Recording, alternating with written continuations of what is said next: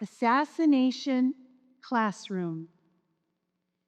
That was the title of a book that was being challenged for removal from our local high school library. And when I heard that, I thought, well, no wonder it's being challenged. What's a book like that doing in the library in the first place? And then I thought, aren't there lists of these controversial books on the internet? And why aren't the librarians just Googling, finding out what they are, keeping them out of the library, and avoiding all this drama? Do you see what I did there? With zero experience as a teacher or in library science, I not only knew what the problem was, but I knew how to fix it.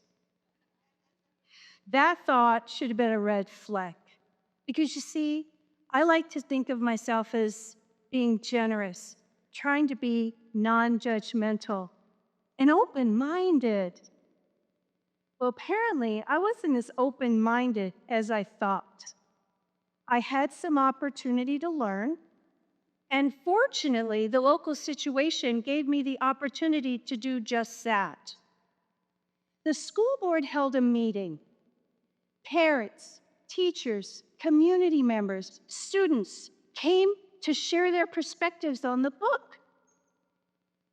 The challenge was they could have been talking about two very different stories. On one hand, this book is dangerous. It's teaching kids to kill teachers. On the other, the book is about an alien who looks like an octopus with a big smile who wants to help kids. I left that meeting with no more clarity than when I went in. And I realized, I guess I'm going to have to read this book. So I did.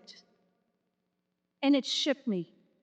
Not because it was Japanese manga and you have to read from right to left, and it took me way too long to figure that out.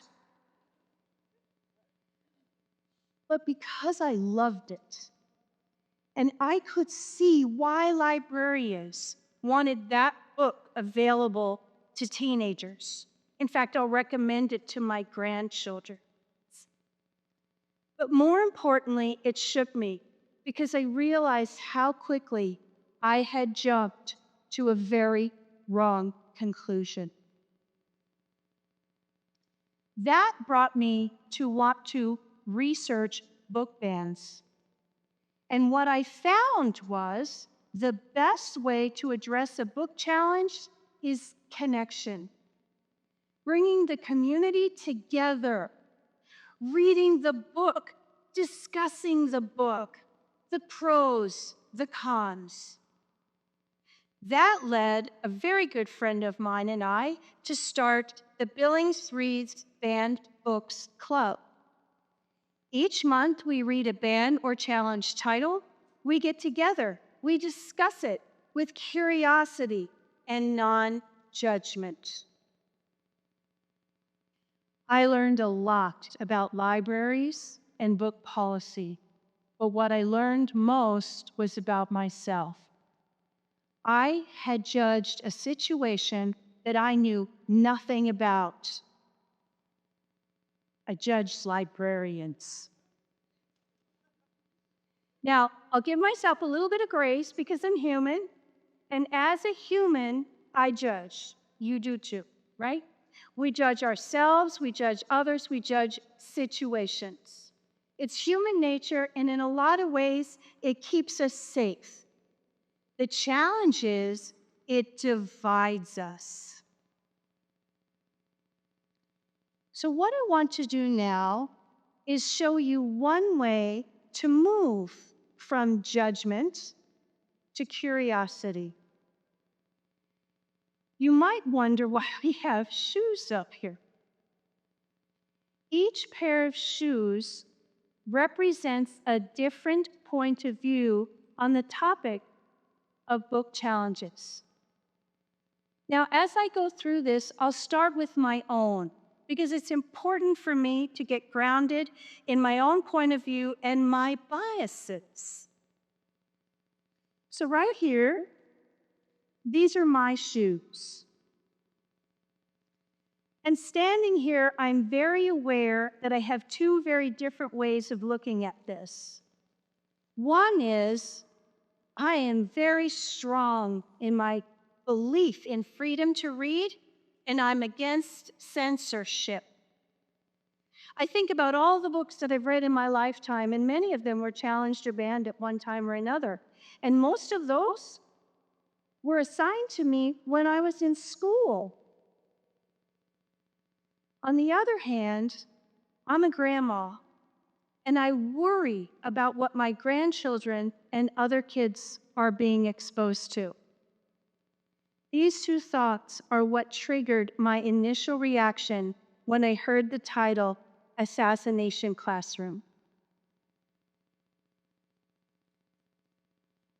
The next point of view that we'll think about is our librarians. These are their shoes back here, and I hope they're really comfortable. When I stand in the space of librarians, I can almost feel their passion for meeting the needs of very diverse students, those who are already passionate readers, those who are hesitant, and those who struggle. I can imagine their joy when they help a kid find that one book or theme that makes them want to read more. Louise Penny, the author, called librarians literary heroes. Now, my guess is when our school librarian leaves for work in the morning, they're not thinking about that. They're feeling more responsibility for each kid that's going to come through those doors today. And when a book is challenged, my guess is they feel it very personally because they know better than anyone why that book is in the library and who it's there for.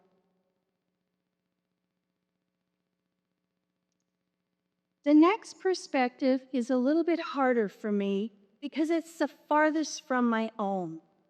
So what that means is I really have to lean in, and I have to assume positive intent. So this pair of shoes here belongs to someone who has challenged a book. When I stand here and look at these shoes, they kind of look like mine. These are mom's shoes. And when I think of it that way, I can sense how deeply she and carefully and how important it is for her to shield kids from content she believes is inappropriate or is out of alignment with her values and deeply held beliefs. To her, the book is dangerous. She feels it, she believes it, and so she fights. She wants to keep kids safe, and in that, I realize that we can find common ground and perhaps even have a meaningful conversation. Next, we'll go to our student.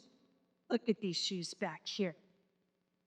I imagine a young man coming into the library wearing a heavy backpack. He used to be a struggling reader, and then a librarian introduced him to historic graphic novels. And now he reads everything he can get his hands on about World War II. He's never read Assassination Classroom. But my guess is if he hears about the community debate, he'll be first online to check it out. Now, there are many other perspectives to consider.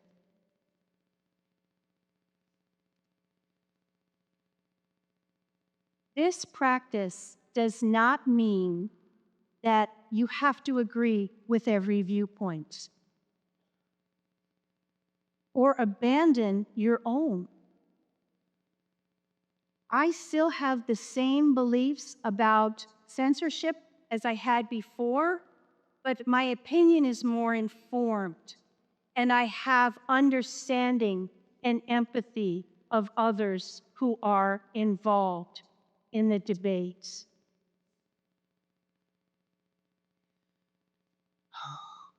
We are facing serious challenges.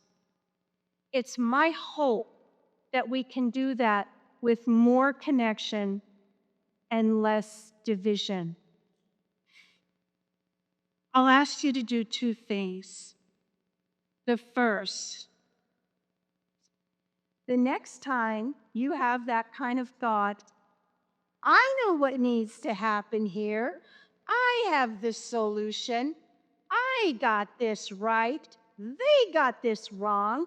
Your heart's pounding, your pulse is racing. Stop and ask yourself, what am I missing? What's the perspective I haven't explored? Whose shoes do I need to stand in? And second, should you ever see that there's a book challenge going on and you want to weigh in, be sure to read the book. Stay here.